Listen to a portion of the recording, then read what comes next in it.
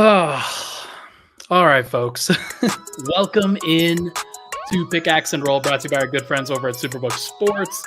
I'm your host, Ryan Blackburn, at NBA Blackburn on Twitter, part of the Mile High Sports Podcast Network, and I'm excited to chat with my guy, Swipa. Obviously, we're being pretty loose with the Weekends with Swipa title for this podcast on this Tuesday night, but that's more on me than anything else. We had a tough weekend. Obviously, you get the Super Bowl going, and look, there just wasn't enough to talk about on that Friday loss against the Kings in particular. But hey, Swipa, how you doing, my guy? Well, I'm doing great, man. Just watching these NBA games roll off. The Heat, by the way, are up 67-52 versus the Bucks with no Jimmy Butler right now. And there's 42 seconds left in the first half. By the way, the Nuggets scored 44 points versus that same Bucks team last night. And the non-Jokic players shot 7 of 29 from the field. But they asked me, am I worried about the Nuggets? No, because I'm watching the Miami Heat with Jaime Jaquez Jr. take down the Milwaukee Bucks. Hey, that's elite rookie Jaime Jaquez Jr. to you, sir. Just wanted to make that clear. No, I think it's a salient point. It's completely fair. Although Jaquez is not the guy that you really need to be worried about. It's the fact that they had their elite shooters that are just really doing stuff. I'm looking at the box score right now. That's fascinating. Duncan Robinson, 5 of 6. Yep. Jovic is 4 of 5 off starting for them from 3. Hero is 3 of 5, and that really does kind of differentiate from where Denver was in their game last night versus where a team like the Heat is. It's like they actually had their shooters shooting, and Denver just had no spacing whatsoever in the game last night. Murray couldn't create anything. KCP clearly labored and played 9 minutes, and Michael Porter couldn't hit anything. And the bench just isn't built like that from a shooting perspective. So I think there's something to that and some matchup stuff that you can actually take from it. But if Denver shooters just aren't going to hit, then that's kind of it. This isn't quite the 2018 Cavs because they really lack creation. They had George Hill, they had Kyrie Irving, or not Kyrie. They didn't have Kyrie at that point. They had George Hill, and they had J.R. Smith. They didn't really have a creator outside of LeBron. They were just really elite. Well, in the playoffs defensively, because they just had guys that could just kind of sit down. And it feels like the Nuggets are kind of like Jamal, Reggie, kind of a little bit. They don't really have elite on-ball creators outside of Jamal. And they don't really have a lot of they don't even have a lot of shooters. They have really good shooters that can shoot the ball really well. KCP, MPJ, Jokic, Murray. Those 4. And then it's hey, Peyton hit a shot, Christian hit a shot, Reggie hit a shot, AG hit a shot, and then we're good. And I think that's fine, but I think that just speaks to Jokic is just so good and on such a different planet that if you put competent defensive personnel around the Nuggets, which is what they've done, then they've just shown that there's a ceiling they can get to that I don't think anybody else can get to. So it's obviously frustrating that they've been losing these games and 2 in a row now for the first time since December. But I mean, the NBA season's long, bro. And I remember we talked about this a little bit last night on the phone, but no NBA team for me that's just been dominant and amazing. The Celtics, you can say that, but we saw the Celtics get absolutely whacked by Austin Reeves with no LeBron and AD on the court in Boston. So, and then the Clippers just got waxed by the Timberwolves. The Timberwolves got beat by the Charlotte Hornets when Karl-Anthony Towns had 62 points. So, and then now you got the Dallas Mavericks, but the Dallas, they beat OKC, but that's what I'm saying, man. I think the NBA is just really good. And I think it's really hard to just be consistently great every night. By the way, I wanted to point out, this is not your father's root beer. I'm not just drinking straight up beer. Just ripping one on a Tuesday before the podcast. I wanted to just make that crystal clear for anybody that's picking up. Not your father's? Say it again. Not your father's root beer? Yeah, it's a pretty good brand, actually. I've liked this. It's very sweet. I love my sweet drinks. You know this about me. But it's I've seen y'all Friday nights on the town in Denver. No, it's good. It's a little bit artificial, but it's pretty good. No, we're gonna have a good time. We're gonna talk about this. We'll talk about first segment. I want to focus more on the last 3 games and the road trip and just kind of different things that happened. Second segment, we'll talk about should Nuggets fans actually be concerned at this point, because I think it's fair to both have concern and also to completely dispel with any concern at all. And we'll get into why. And then segment 3, the straw poll came out for the MVP, and your boy Nikola Jokic is at the top of it. And Joel Embiid is now officially eliminated from it. So we'll talk about that and just all the other things that are sort of detail related around that. But first, let's go over this weekend. Let's go over the last 3 games. So Denver gets up for the Lakers game clearly, and they play great. That was one that they really, really cared about. Let's read. Oh, you want to read this one? Somebody said I was at a bar in Toronto after that Nuggets loss. Remember, Toronto had, I think they scored a team record 49 points in the first quarter of that game. And the entire Nuggets team came in and had zero stress or worries while all of Twitter was losing their minds. Reminds me of right now. I think that's what I also think. I think they're just like, bro, it's a That's game. hilarious. Who cares? You know what? And look, we'll get into all of those Right. very legitimate and understandable, completely dispelling of concerns. I do want to get into it. It's fair. Denver, Toronto, just see Jokic just chucking back a rock. It's awesome. That's the vibe that you should be going for. Unlike the Nuggets, they know how to party. So Denver takes one of 3 games seriously on this road trip, and they win it. Like the one that mattered the most, you win on Mamba night. You win that one where it's clear that Nikola Jokic is dominating his own match. Although he didn't necessarily play a fantastic game during that, but he made the plays that mattered. Yeah. Jamal was dominant in that one. Michael Porter hitting all the shots. That was actually Michael Porter's one game in the last 11 or so where he's really shot the ball well. And those 3 kind of carried Denver through, even though you don't have KCP. Aaron scored 80 points between the 3 of them that game. Yeah, it was a dominant. That's a big 3 kind of performance, and Denver doesn't have a ton of those. They generally go with Jokic first, Murray second, and then kind of fading into the background for the other 3 guys on the third. But I see Matt is in the comments now as well.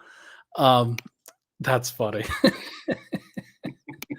By the way, everybody, congratulations. The Kansas City Chiefs win their 3rd Super Bowl. They are now tied with the Denver Broncos for 3 real Super Bowl victories. Shout out to Patrick Mahomes, best quarterback in the league. Shout out to Matt catching up with those Denver Broncos.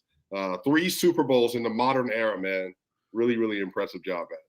We love it. We are big Matt Moore fans over here, and I know that Matt likes to get into it with Nuggets Nation and Broncos Nation for sure. But I'm a Mahomes fan. I'm a Christian McCaffrey fan. Is there a saltier tweeter than Matt, by the way, when the Chiefs game isn't going exactly perfectly? He just finds a way to snipe at Ravens fans and Broncos fans. Oh, it's a lot of fun. And by the way, Matt keeps counting this Super Bowl from the 1970s right after they signed the Declaration of Independence, by the way, in the Civil Rights Act. Right, exactly. That's the point. Those don't count. If you just ended segregation, none of that stuff counts, by the way. Oh my gosh, that's awesome. Oh my gosh, no, we love Matt. I had a great time during the Super Bowl. Yeah, that was God, what was that, man? That was a disgusting moment, if I'm gonna be honest. Why was he there? Now, what he really wanted to do was to hand it to John Lynch. I have no doubt that that's what he wanted to do. Hand it to John Lynch with the Super Bowl for the 49ers. But God, that was so funny. Yeah, he got that big plastic grin on his face. Okay, let's get back to basketball. Denver takes one of the 3 games seriously. Second night of a back-to-back against the Kings. I was raising alarm bells on that one a little bit more than a lot of other people will. I understand that was a little bit over the top probably for that one on Friday. I understand that for sure. Then Denver gets a couple days off. They probably enjoy the Super Bowl festivities just as much as we do. They go to Milwaukee, and Milwaukee hits them with a couple punches, and they kind of roll over. And also, they're clearly not healthy. So I don't know how much to take from this. I really don't. Like on one hand, you can say, yeah, it's a 1-2 road trip where Denver cared about one of the games and they won the one game. On the other hand, is like they're going to lose some points in the standings here. Like this could be Mhm. the difference between a 1, 2, 3, and 4 seed. And that is a pretty big deal when it comes to having the easiest possible road to the NBA finals. I think Denver's just going to make it more difficult for themselves like in April, May, and June. It's funny. I just don't think they care. I think that if I'm looking at the Nuggets and I'm taking media out of it, taking the fan out of it, the way they operate, I don't think they feel that much pressure to get the one seed. I think it obviously is something they want. I know Malone would want to have the one seed, but Malone also said he didn't think that they were going to skate through the end of this little period before the All-Star break. I just don't think that the Nuggets feel that if they have to go to the Clippers or the Thunder or the Wolves, they just don't feel phased by that. If anything, they're like, great, we can win on our home court instead of going to your house and winning. I just think that like collectively, they definitely have some things they have to shore up with their bench. Their starters have been amazing, and again, they're 13-7 in their last 20 games since January 1st. By the way, so they were 13-5 leading up to this point. And we talked about this too, Ron. We didn't feel great Yeah. about that 13-5. It didn't feel like they were just blowing people out of the water. And so I think some of this is they have just been kind of like cruising, and they're like, all right, we're winning games. All right, let's get you to the clutch in the game. And they haven't had a real blowout in a while. Some of this is, I think it's important for them because getting the one seed would be, that would do numbers. Like, and the fact that you were able to hold on to that. But I think a lot of this is like, look, we believe at our best that we're going to beat anybody. And I think they just think that they're of the mindset that they've seen their ceiling. We talked about this as well. They had an 8-1 stretch. They went in Boston, was the first team to beat a fully healthy Boston team in Boston. They had some really key wins they have this year. They've been really good versus over 500 teams for the most part. Outside of these last 2 games, I just think they just feel good about where they are. So it's fair. I won't disagree with any of that. One thing that I did share with you offline that I want to share here, what this stretch taught me about where Denver's rotation is that the more stress and strain that the Nuggets are going to put on Peyton Watson, on Christian Brown, and on Reggie Yeah. Jackson, the more volatile and likely worse everything is going to get. You put Michael Porter out, like he comes out of that Sacramento game, doesn't play it. You put in Peyton Watson, that should have been an opportunity for him to really make an impact on De'Aaron Fox, and he didn't really. Like Fox wasn't really the guy that was killing them the entire time, but he was a plus 25 or so in that game, and it wasn't a great He's been really situation. down the last 20 games too, by the way. He started the season off really well. He's kind of cratered a little bit. Yeah, and like Denver probably needed to do a better job of insulating Peyton a bit more in that situation. Like they also started Justin Holiday. He did not look good. Jamal Murray did not play good defense. Aaron Gordon was getting cooked by Harrison Barnes. So like I don't want to necessarily hear it entirely about Peyton. Christian was not great in the first 3 quarters of each of the last 2 games, and he got benched pretty quickly in that Lakers game that they won. I'm just a little bit, and like we can save this a little bit, but this is one of those concerns that I have about Denver's championship potential and on what they're trying to do this year specifically, where I look at that and say, man, what if they are not ready in April, May, and June? And I think that this particular stretch really highlighted what that could look like. Yeah. I just trying to think of a playoff setting where they weren't ready going into the playoffs. That would have had to been obviously when they were babies, and then that Utah series. They were up. They got up 1-0 in that series, and then they ended up obviously kind of messing around for 3 games, and they went back and then blitzed them the rest of the way. It just feels like the season doesn't have the same level of importance every game, and I think they know they can beat you, and I think that's the thing, Ryan. It's like. And for me, this is what it says. If you blow out the Nuggets, they truly don't care all that much about you as a team. They just don't think you're really that worth me summoning all the energy for. And that could be flawed. I'm not saying it's not. It could not be flawed. But I think when they really care about a game, they're either going to blow you out or it's going to be a dogfight down to the wire, and they're basically going to try to outgun you for the last 5 minutes of the game. But even in that Kings game, bro, they were up. And then, Jokic goes out and everything falls off the rails. This last game versus the Bucks, Jokic goes out, the Nuggets are down 23-26, and then it's like a -12 run with no Jokic, and it's over. But like I said, it wasn't as if Porter and Murray and KCP, they had wide open opportunities. They were playing like they just were in a funk, and like it was a matinee game or whatever. I don't really know where the energy was, and I think some of this is the Nuggets. I think they're just a little tired of this non-important stretch of hoops. Let's get to the All-Star break. We got 7 days off. Everybody gets ready. KCP gets ready. Everybody else gets ready. And I think that's the thing. And I actually really like this point from Matt. We talked about this. Like I said, they went 8-9. You asked me, did they have a dominant stretch? They went 8-9, but I think if I remember correctly, they went 15-5 in the stretch that I had referenced to you. Yeah, so, somewhere around there. And they got a really high peak, and then it was like, all right, cool. We're going to keep winning, but it's not going to be anything like you saw. We're just going to win at basically like a C-level game for us. So some of this is, I just think that I just truly don't think the DNA of the team, Ryan, they've never been, we're just going to dominate the regular season and win every game possible. They have never been like that in the Jokic era, ever. Even when they were pups, remember 2018-19, they won 54 games.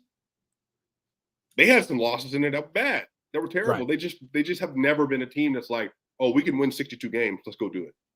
No, there's no doubt. I think it's a good thought exercise to discuss, like, how many of the games that Denver's actually really seriously gone for this year have they failed in? Have they actually failed?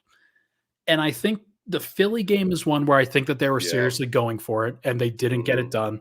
I thought the game plan was just fucked in that one, frankly, and that was probably the biggest reason why they did not get that one. But even the first Thunder loss, that 118-117 game, they closed with Peyton and with CB. They left KCP and MPG out the bench, and Justin Holiday too. Yeah, that's what I'm saying. Like, it's not like they were like throwing out the very best. They literally just said, "All right, like, let's see if these guys can get it done." Yeah. So I think. Even the losses, and Jokic probably could have played that back to back, but he didn't. They were just like, no, we don't need you to do it. Again, this is the thing about the Nuggets, and I feel like everybody knows this about them now for the most part. I think most NBA analysts that are watching these things, and even the tweet I put about all the blowouts they've experienced since September 29th, I think a lot of people are just like, we ain't falling for this because we know exactly what you're going to do. And I think Ryan too, like, it's not Jokic is always going to be here in the regular season. In the playoffs, he's going to go here. Yeah. Murray is right here. Like, he's below whatever this is. It's below the threshold for sure. And then he jumps to this. Yeah. Like on 20 games in the playoffs, 16 out of 20 times. So I think they're just like, we know how much it's going to cost us. And they're just kind of like, feels like they're just kind of simmering a little bit. Let's take a break.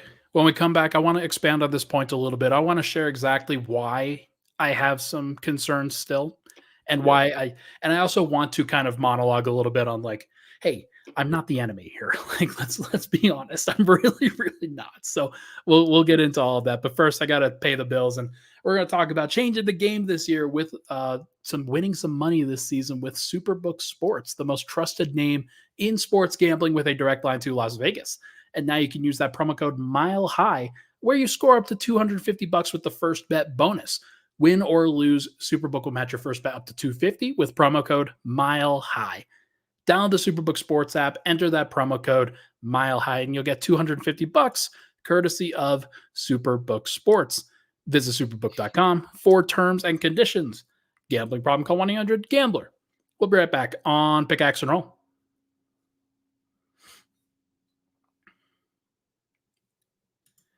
And we're back. Pickaxe and Roll, Ryan Blackburn here. Thank you so much, everybody, for tuning into the show. Really appreciate all the love and support on the podcast, everybody. Make sure to go tune in and like and subscribe to the video down below.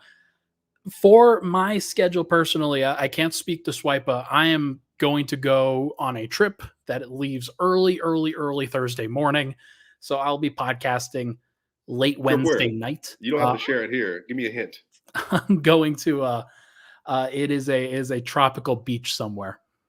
Yeah. Oh, okay. Yeah. I think I've already said it before. So I'm going to Mexico. I feel like an NBA player already. It's we're basically Jamal and I had the same exact instincts about this All-Star break, where all we wanted to do was get the hell out of here, and we both played like it over the course of this weekend. So it's understandable. I get it. Okay. But yeah, well, that should be a lot of fun, man. We're gonna have a good time. It's gonna be good. But yeah, really appreciate everybody for tuning in. I'll be podcasting tomorrow night after the game, kind of give my pre-All-Star break or All-Star break census of kind of where things are at for Denver, and we'll get a quick episode in before. Make sure when you're headed to Mexico, tell Ted Cruz I said hello. I certainly sure he'll be will. there with his I'm gonna pass on right by. It's gonna be great. It's gonna be great.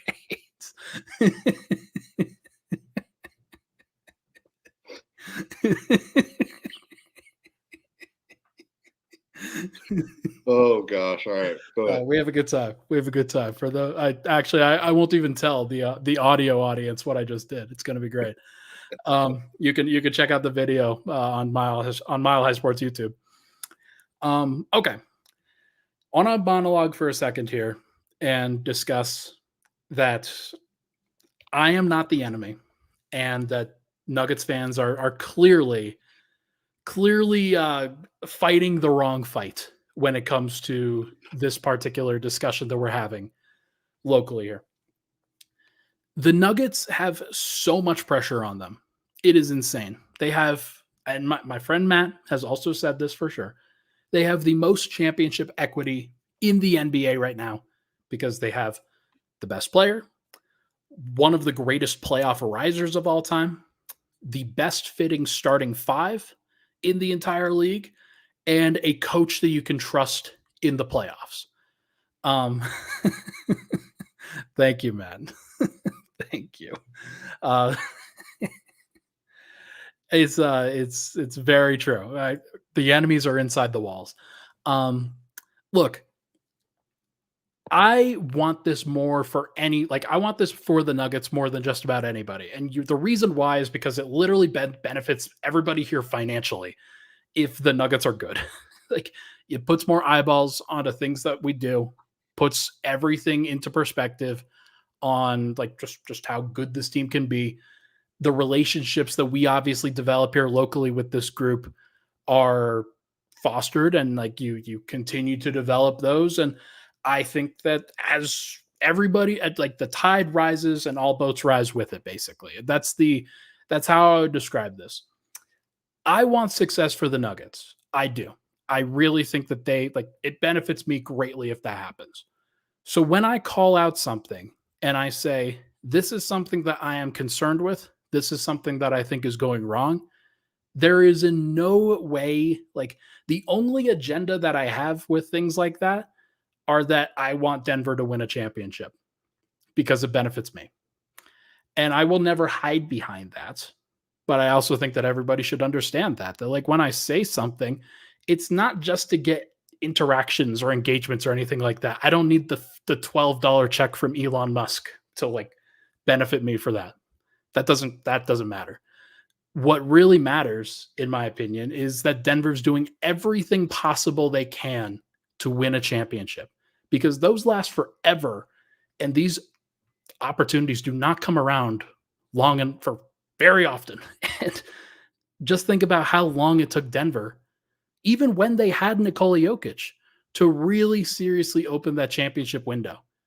It took until last year, because the years before, you had injuries, you had inexperience, you had not the right personnel around them, and you missed out on basically 6-7 years of Nikola Jokic's career. So that's not going to last forever. And game planning on it being a 15-year career or a 8-year-long prime window from this point on, to me, I get a little bit queasy about that. And I think that Denver should be trying to maximize their window right now as often as possible. And in my opinion, they're kind of walking that line of not doing that because they're trying to benefit the long-term vision. And maybe that's the right call. I'm not Calvin Booth. Calvin Booth is way smarter than I am. But like I think it's fair to have at least questions about it. And I'm trying to bring those up now. I distinctively remember Calvin Booth, when he took the job as the Nugget GM, said that he is the steward for Nikola Jokic's problem. Yep. And that is his responsibility, and that is his main priority, is giving Jokic everything he needs as often as possible to win an NBA championship. Now, what I'll say is, what I don't want this to become is like a LeBron James or like a Steph Curry level of discourse where it's this little itty bitty move here and there. Why didn't they do this? Why didn't they do that? Like, they're not focused in. I think from a long-term perspective, they drafted very well. They got Christian Brown at 21, Peyton Watson at 30, Julian Strawther at 29, Hunter Tyson, Jalen Pickett. That's all for discussion. We have no idea. More than likely, won't amount to a whole lot. Here's where I'll fight back on that because, like, look, I did a podcast with Jalen Pickett in the offseason. Like, we did a show together. It was awesome. It was great to get to know him, and it's awesome. But, like, I also think that using a roster spot on Jalen Pickett, using a roster spot on Hunter Tyson, using a roster spot on Julian Strawther, and then Vlatko Čančar, and then DeAndre Jordan, and then like, who am I missing? Zeke Naji now. Zeke Naji, like, if you add up those roster spots together, that is 40% of Denver's roster that you're not really expecting to make an impact in the playoffs. That's a lot. How many teams have more than 8 players that make impacts in the playoff, though? It's not about because especially from game to game and rotation to rotation, I understand that. Like, you'll probably only play 7.5 guys. Like, that's probably where Denver's going to go to. That's probably what's going to happen with this current group. But being able to pick and choose different options is really, really important to me. Where, hey, maybe it's not Reggie Jackson's night. Maybe he is not the right guy to be throwing at these matchups. But you can't just cut out his entire minutes because then you're just putting more pressure on Christian Brown and Peyton Watson. And it's very easy, in my opinion. And maybe Julian's or Justin Holiday for sure. Like, I think Justin is another option there. But like, the shorter their bench is and the shorter the rotation spots that they have to be able to throw at these opposing teams, it puts exponentially more pressure on not just Jokic, who I know can handle it, not just Murray, who I know can handle it, but also Michael Porter, where, hey, you were playing 34 minutes last year. Now you got to play 38, dude. Sorry. Aaron Gordon. Hey, there is never going to be a moment where we can play a backup 5. You have to be the backup 5 and the starting 4. You now have to play 40 minutes. Well, I think some of this, you cannot get into foul trouble or be injured. Well, I think some of this is projecting, though. Like, if I just look at this year, he said when we were at Media Day that this is a strategy because of the way that the salary cap works now in the CBA. You're going to have to draft well, and that's what we're going to rely on. I think some of this is Calvin, maybe the first adjustment learning curve that he's going to have is that's great. Remember, he got KCP, he got Bruce Brown, he got Jeff. Well, Jeff was here, and then they obviously got DeAndre Jordan and all that. I think some of this, and remember, DeAndre Jordan was the first signing of free agency in 2022, by the way. So I think some of this is they are trying a new strategy. And I think we'll see in the offseason. I think they're still going to win a championship this year. But I think what's going to happen is they get into the offseason and they're like, okay, that was great. We won. But dang, we were just probably like a 9th guy away from making this like a 16-3 type of run because we just didn't have an extra body that we could throw at people that added that much more pressure. And I'll say this. I think that Reggie Jackson is a fine player. He is a Colorado kid, all that stuff. But I've told you, the strategy for the Nuggets should be a POA-leaning defender at the guard position that has some ball handling skills. I think at DeLon Wright, Dennis Smith Jr., and Chris Dunn. I've brought all these names up to you over the last year because I believe that's what the Nuggets need. They went out and said Reggie Jackson, his playmaking, his pull-up shooting is good enough. We can fortify the defense around them, and we can just call it a day. But I think some of this is we're going to see in these playoff runs, Reggie ain't going to play some of these games. So it's going to be Murray, it's going to be Christian, it's going to be Peyton, it's going to be AG, it's going to be Porter. And then what they'll probably do is instead of putting Reggie in with Jokic, they'll slot in another wing. So it's going to be either Christian or Julian or Justin or whatever. And they're going to just play that. And then that way, we don't really need to have like a lead ball handler on the court. Because Bruce Brown, remember, a lot of people, I said this, I said going into the year, Bruce Brown was point guard. But a lot of people had issue with that because he played the 4 or he played the 3 with the Nets or then with Detroit. But I think some of this is the Nuggets have an idea of what these players are supposed to grow into. Christian Brown doesn't have the chops to be a ball handler. Peyton Watson does. It's just way too early for him to do that. And I think on the Reggie front, Reggie was cheap. They got a 5-year deal out of him. And then with Zeke Naji, which I think is the biggest problem, Zeke Naji was supposed to be on a salary cap basis, Ryan. That's supposed to be their 6th best player. He's like their 15th or 14th best player. I think that messes up the equation a little bit.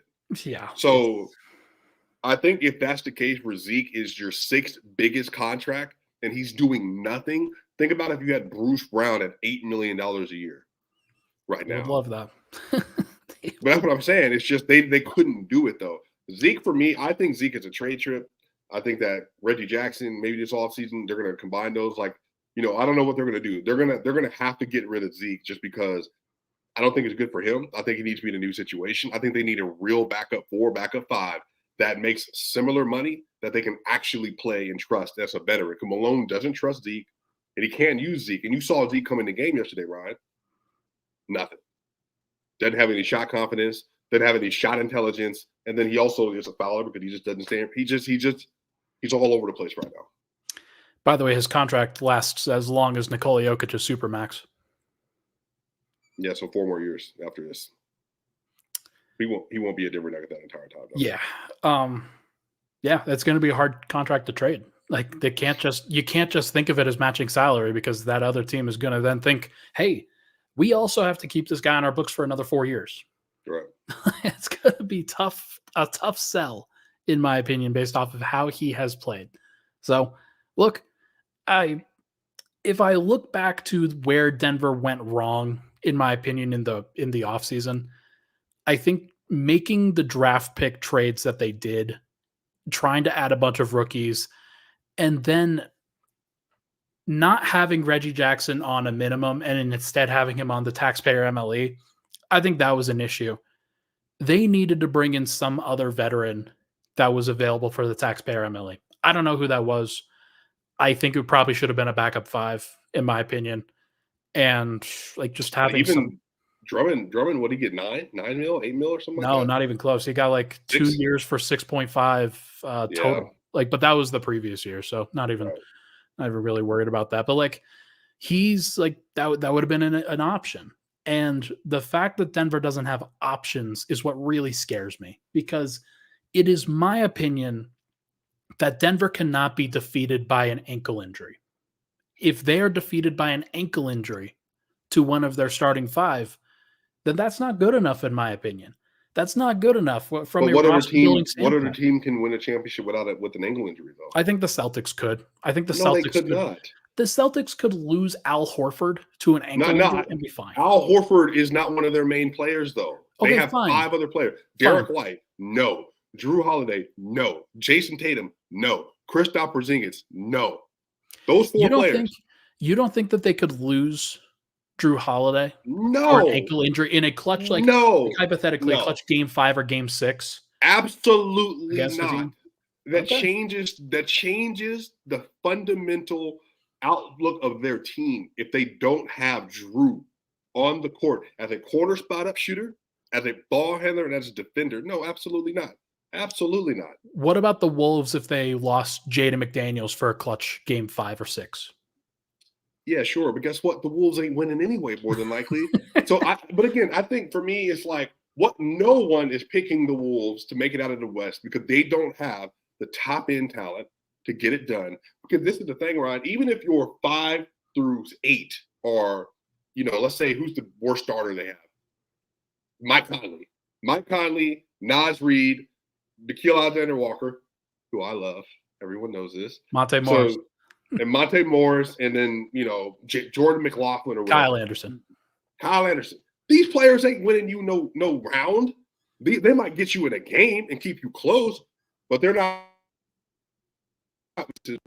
Bro, the Wolves could lose one of them, but the series doesn't change. They're not winning that series because of those players.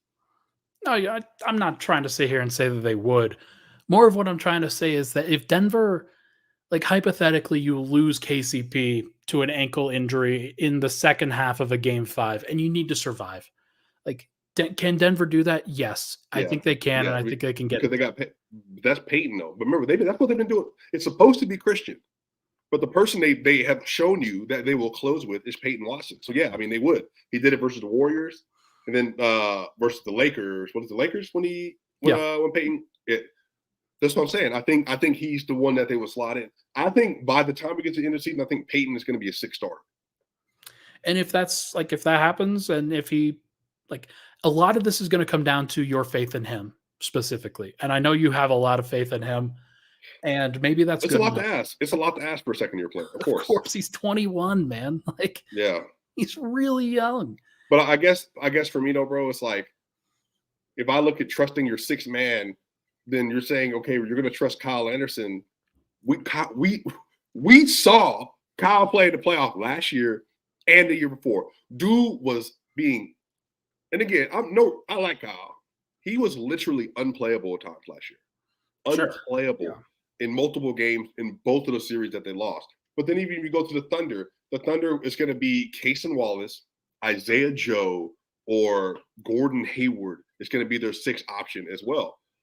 Which cool. But I think when I'm looking at all this stuff, now obviously, the Clippers, they're going to have Russell Westbrook or Norman Powell. It's pretty good. Sure. Yeah. Yeah, but we know that that's still not the answer for winning a championship or getting to the final. So I think for me, it's look, the answer to winning a championship is having the best players. And look, Denver obviously checks that box with Jokic at the peak of his powers right now. And he can make this entire point moot. I want to make that entirely clear that, look, if Jokic rises to the occasion and does what he did last year, and Murray does what he did last year, which I find that a little bit more unbelievable if that he's going to be exactly what he was last year, and putting it entirely on that's stressful. Ooh. If I were a Nuggets fan for Murray specifically, because he just doesn't look like Murray averaged 21 on a 55 true shooting in the finals. He averaged in the Sun series, he averaged 24 on 55 true shooting. He went one of 19 from 3 for a 3-game stretch in the middle of that series. So I'm going to be honest with you. Murray was excellent. He was. He also don't get me wrong. He also had 6 stinkers over the course of that run as well. And so if you get an extra 1 or 2 here or there, or you don't get the right guys stepping up at the right time, like a Bruce Brown, like a Jeff Green hitting a clutch 3 in the playoffs, I think that it just gets a little bit more shaky.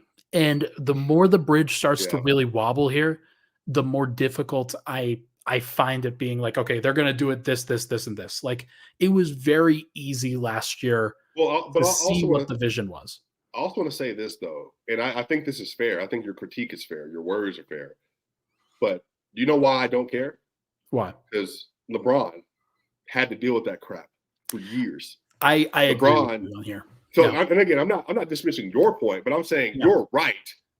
But Jokic, LeBron did that for 1, 2, 3, 4, 5, 6, 7, 8 straight, and then the 9 with the 20 run as well, and then you had the 10 with the run in 2007. So whichever run you want to add to it, he did it 10 times and then 8 straight. And guess what? His rosters were beyond perfect. They went into that game 6 versus the Celtics in 2012. Wade was looking old. Bosh was nowhere to be seen. LeBron had to get it done. He had to get it done. And I think this is the difference is, cool. Guess what? You feel confident in your 7th and 8th man, Minnesota. But if this dude isn't who he's supposed to be, it's cooked anyway. It's all done. It's all done. So I want to say this. I think that like, and again, people, truth teller, you know, we all friends. We know each other. I'm good with this. He's comments fine with me. Phoenix Suns got deeper roster than the Nuggets. Let me tell you this right now. If Devin Booker or Kevin Durant outplay Nikola Jokic, they're winning that series, period. Period. It doesn't matter what the roster is at that point. I think what I'm trying to help people understand is NBA legacies, which is why this is so fun, why basketball is so fun. Jordan didn't always have the best roster. He had Scottie Pippen as his number 2. Inconsistent score. Got it done. We had Magic Johnson, litany of injuries. Byron Scott was out at different points in time. Kareem was out at different points in time. What's the name from North Carolina, bro? Won Finals MVP. Worthy. James Worthy. Up and down performances. But your Magic, your Larry Bird, your Mike, your Shaq in 2001. Do you know what Kobe Bryant averaged as the number 2 option in the NBA Finals that year? What? In the first Finals? 10 points a game. Kobe fans don't want you to know that one, by the way. So what I'm saying is if he's who he's supposed to be, then you have to outplay everybody. But again, I'm not worried about that. I think for me, it's like, yeah, you know what? It makes it easier, Ryan. It makes it easier if you have those dudes. But like, really, that's the league. Like, at some point, Dr. Jerry Buss can only do so much, Magic, Kobe, Shaq. I can't give you everything. Jokic, you got Murray, Porter, KCP, and you have Aaron Gordon, and then you might have Peyton Watson. That's all I can give you. So it's on you at the end of the day. So that's why for me, Ryan, I'm just a little different when it comes to this stuff. If the team is healthy and Jokic is on the court, you got to win. You're the best in the world. Giannis, guess what? Let me tell you this right now. Last year, Giannis lost. You know who they blamed? Who? Everybody else. Bud, and everybody else. You know what happened when Jason Tatum loses in the playoff series? They're going to blame they coach in Missoula, and they're going to blame, blah, blah, blah. You know what's going to happen if Luka loses again and doesn't make the playoffs? Oh, Jason Kidd and this is roster construction. Do you know what's going to happen if Steph Curry loses? Oh, look at his roster. How could they do this? Where was Wiggins all year? Do you know what happened if Jokic loses? You weren't good enough. This is where you get. This is the level. It's fair. Though, and like once you get to that level, you're in your prime, you're expected to just approach it at a similar level. You're expected to get to that place. I don't mean to yell at you. I'm sorry. It's okay. No, I think it's fair. And like I did like the LeBron point, because I do agree that if we do think that Jokic is the LeBron of this generation, which I think he has a rightful claim to be, then this is just what comes with that territory. You fight through all of the landmines that are within the conference and everything, and you just get it done. And correct myself, by the way. I didn't mean 10. Kobe averaged 15, 4, and 4, and shot 36% from the field in his first NBA Finals. Yikes. That's pretty gross. 15, 4, and 4 on 36% from the field. Yeah, like thankfully Jamal has not had a series like that, or else I'd have to go crawl in a ditch. It would be bad. But you know what? I wish I would have been able to play versus Reggie Miller. I hope Jokic's best competition in the final this year is this version of Reggie Miller, which would be Jaylen Brown. Or Anthony Edwards, frankly. I hope that's the number one option that Jokic will see in the NBA Finals. Yeah, it's fair. Look, it's a good point. Let's wrap it up with this. And like we'll go to a third segment for the straw poll stuff. But let's wrap it up with this here. I think that the Nuggets can and should still be considered the favorites to come out of the Western Conference. I don't know if they should still be considered the favorites to win the entire thing. However you think about Boston, if you're a national folk, that's understandable. But in Denver, you're always going to have, like, Jokic is the guy that I think about the least when it comes to, is he going to show up in this moment? Because he just always has. He always has, and there's no reason to question that. He is never the guy that I am ever going to think about showing up in these situations. But I do think it's fair that the more stress that's put onto the back end of the rotation, the more stress that's put onto the other starters, that you start to realize, okay, maybe they should have added something. And maybe they have enough. Maybe they do. but they also might not. Thaddeus Young. We talked about it. Like, why would that's just even an option? Like, he got bought out. He's a big 4, just like Jeff Green was. Yeah. Not even a consideration. So I agree with you. We also said DeLon Wright. We said Dennis Smith Jr. I said Chris Dunn. There's 4 players Gallo. right there. Yeah. Gallo. Yeah. But they feel like that's not what we need. And so if that's the case, and if they're proven right, then I will bow at the altar of Calvin Booth. I swear I will. Like, I understand, folks. But if they don't win it, and if there's something that kind of blocks them from winning it that could have been within their control, then I will have some criticisms. And I think that they will be fair at that point. But right now, in February, they're probably not. So I was going to say too, the Nuggets are 18-9 in clutch games. That's the playoffs. Like, it's not like these random Monday games versus the Bucks. It's not. It's just quite simply not. The playoffs are execution down the stretch of the end of a third quarter and into a fourth quarter and at the end of the fourth quarter. That's where the playoffs are won, in the half court. That's not coming down to Reggie Jackson or Christian Brown, for that matter. That's going to be up to Jokic, Murray, KCP, Porter, and Gordon, and maybe Payton. So again, that's why for me, and that's up to Michael Malone. Like, that's what I'm saying. Like, that stuff helps regular season, but everybody saw Boston was considered the deepest team in basketball last year. They got smoked out. They were down 3-2 to the 76ers with the hurt Embiid. And he didn't play in game 1, and James Harden gave him 40. So this is what I'm talking about. Everybody's talking about this depth stuff. It's cool until your hitters got to hit. It's cool until the shooters got to shoot. It's cool until your 1A gets the job done or don't. Because Jimmy Butler, last year, I heard him say, they ain't deep enough. They don't got the squad. And Jimmy Butler with Duncan Robinson, Caleb Martin, Gabe Vincent, and a no Tyler Hero with Bam Adebayo were able to get to the NBA Finals because of coaching, because of execution, and because of culture. And because Jimmy, especially for the first round and a half, was playing at an all-NBA MVP level. And Giannis was not. And Drew was not. And Chris was not. So this is what I'm saying. Be as deep as you want to. Derek White, Drew Holiday, Kristaps, Jaylen Brown, Jason Tatum, with Xavier Tillman and whoever. Be as deep as you want to, Ryan. But what I'm telling you, in the playoffs, that stuff don't matter. You gotta go beat Jordan.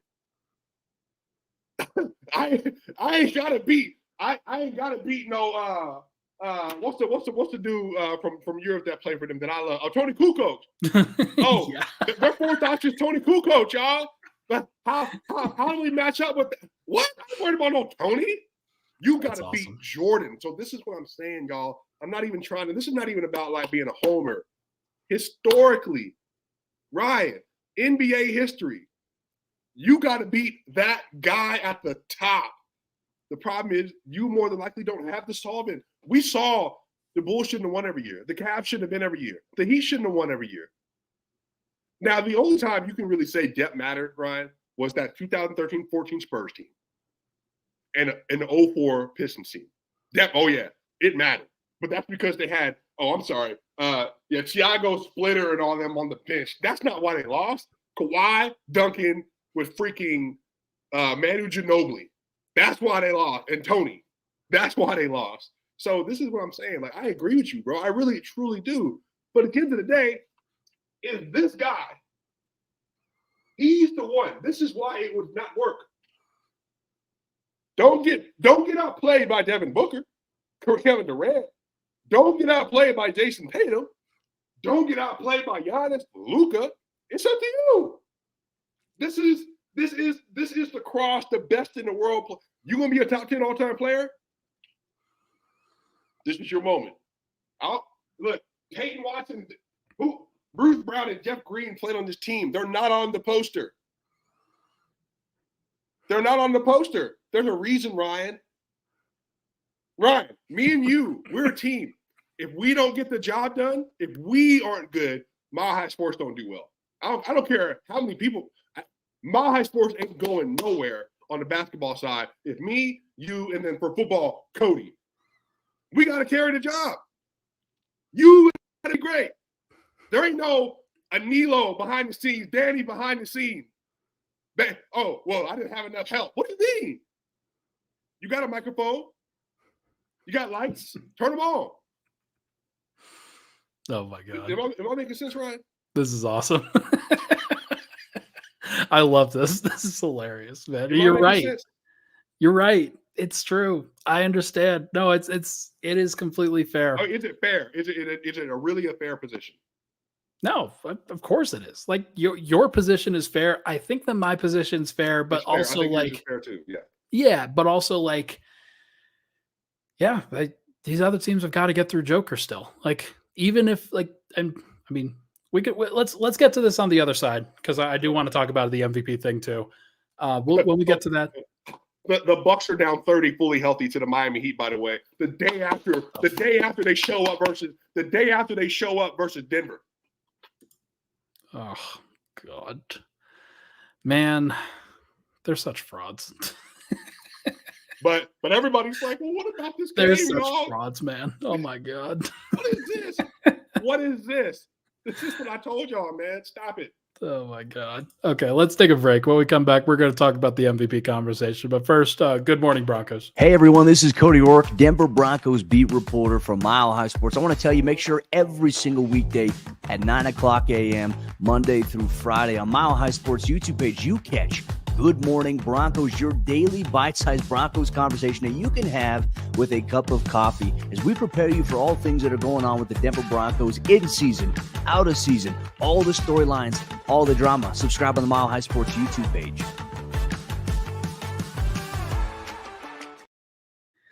Back from that absolutely epic rant from Swipa. Ryan Blackburn here, weekends with Swipa on a Tuesday. We're going up. I'm drinking an alcoholic root beer. Swipa's got the water bottle. He's just vibing. Swipa, that's how you know we're like he's just built different, man. He's just got to get it all. It's it's so freaking funny. Okay, let's wrap up with this.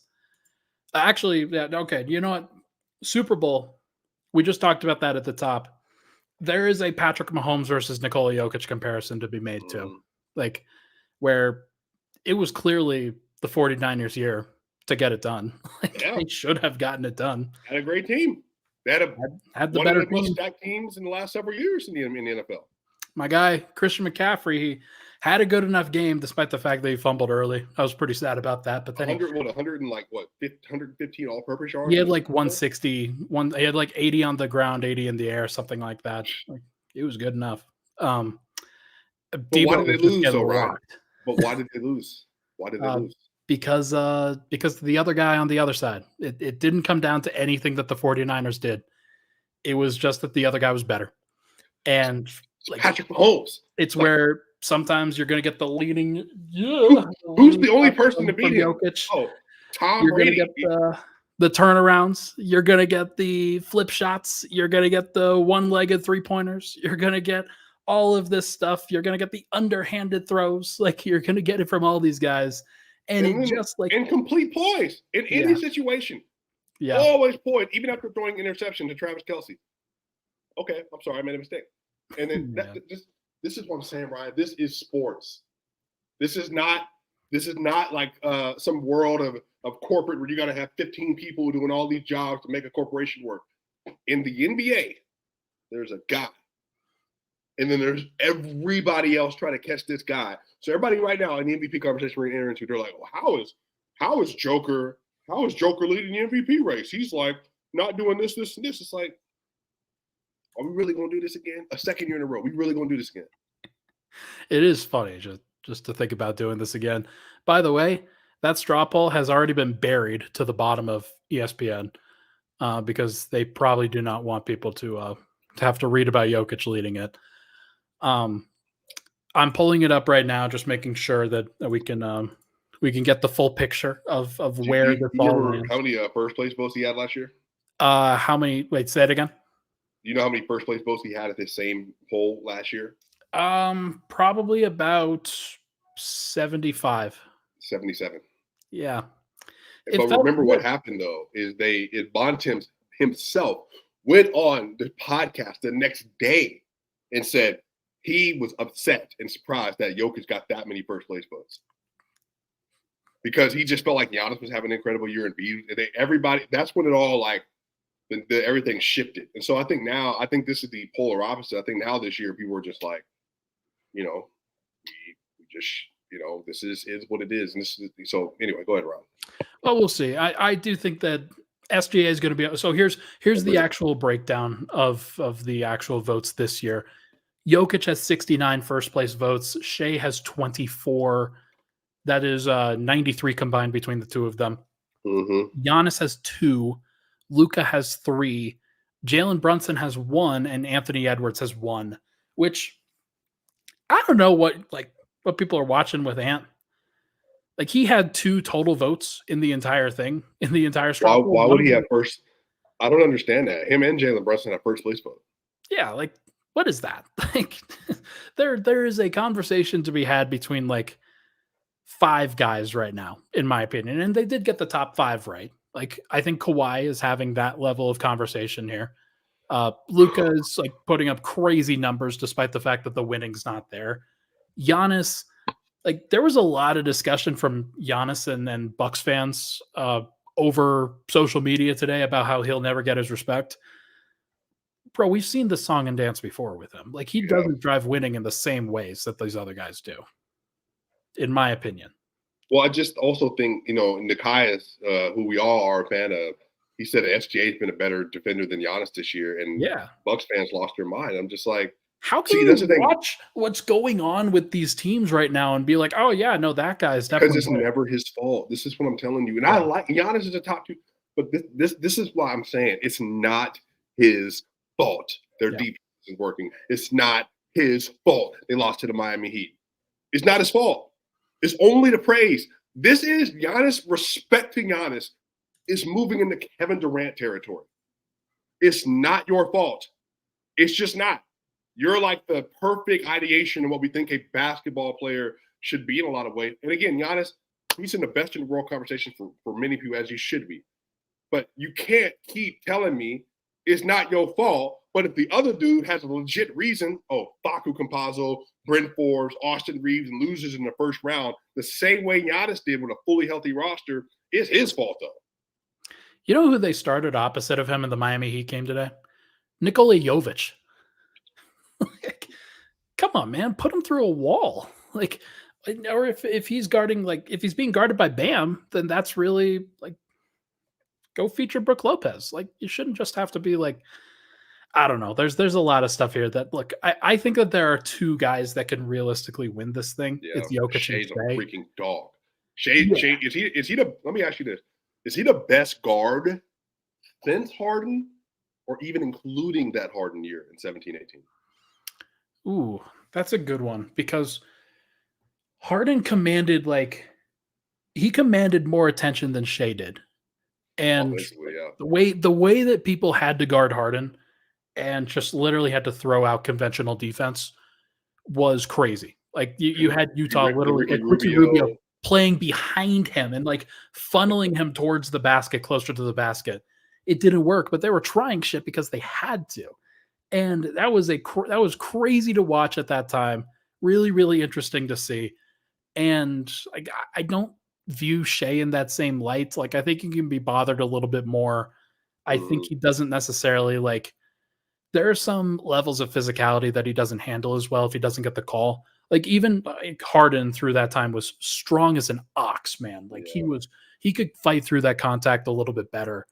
And like, now he did benefit from the calls as well, but they got to the Western Conference Finals that year and were only stopped by the Kevin Durant Golden State Warriors. Like, it was a pretty great year. So I might even say that Luka is better than him this year from a pure individual standpoint.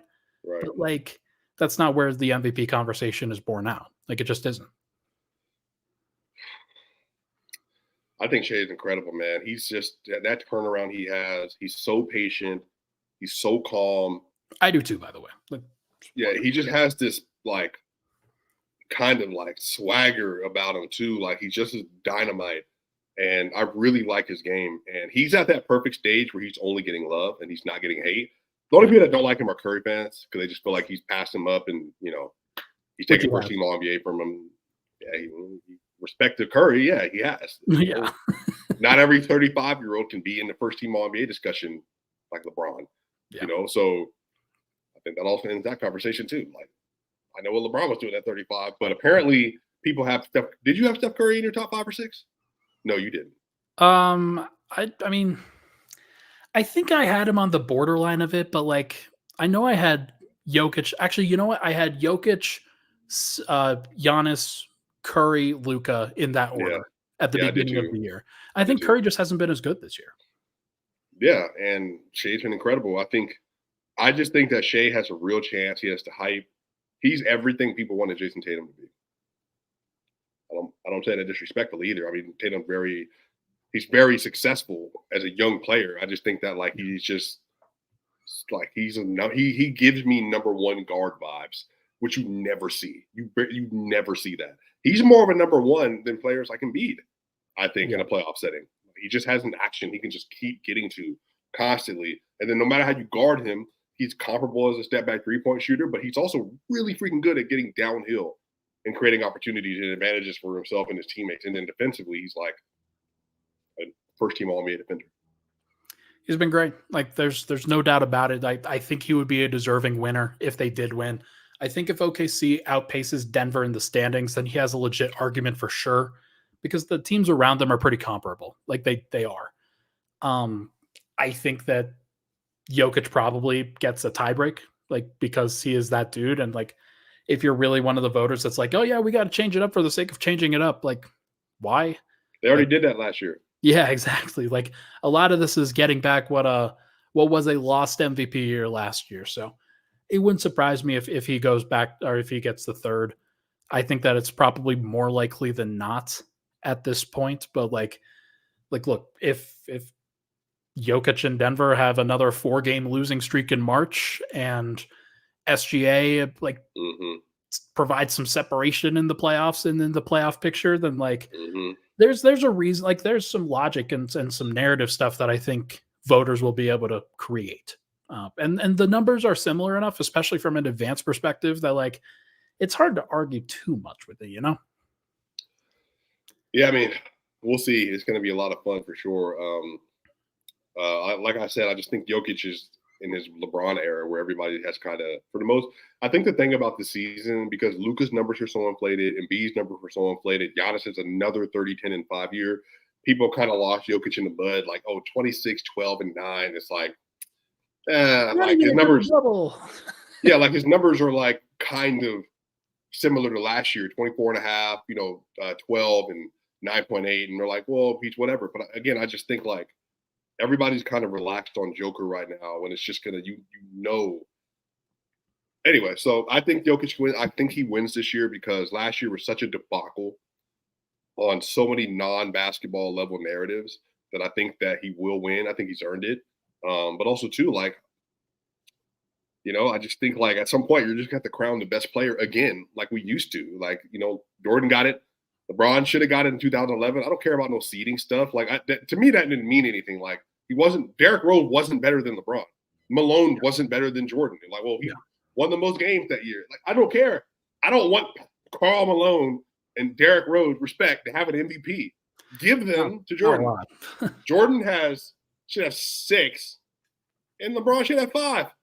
Yeah, and that should be it. That was LeBron's era. Period. This is Jokic's era. It's interesting to think about.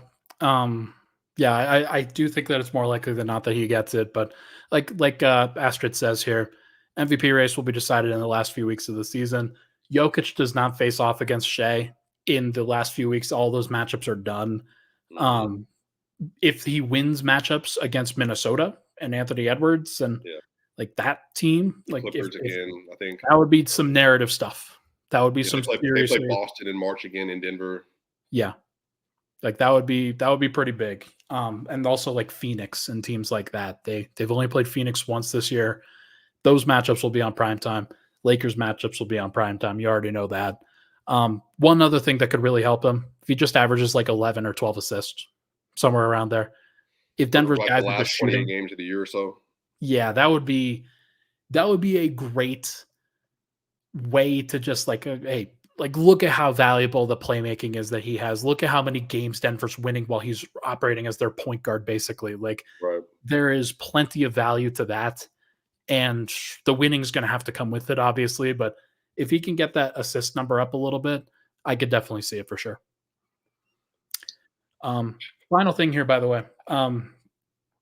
Do you care what happens in this game on Wednesday against the Kings? Yeah, absolutely. I don't. You don't need to go in. I just don't think they need to go in. Don't just because you can go into the All-Star break with 3 straight losses. I'm not that relaxed. Fair. Like I'm not that chill. Like, again, I come from a football background, right? Losing a game is a big deal because you only get one in 16 or 17 games. So this is also like, just go win, please. Just like do enough. Even if Murray don't play tomorrow, fine. You don't need Jamal Murray to beat the Kings. All due respect. So Jokic, go send one lasting message before the All-Star break. Go dominate that game. Gordon, you can have a good game. Porter Jr., you can definitely have a good game in that game. Play a semblance of defense. You gave up 104 points in 3 quarters the last time you played them. For what? For what? Just don't do that again. Like, I'm not even asking you to like have a game you care about, like a revenge game. Just play a B minus game for you. You win the game. That's how good you are. You played an F and a D game the last 2 games.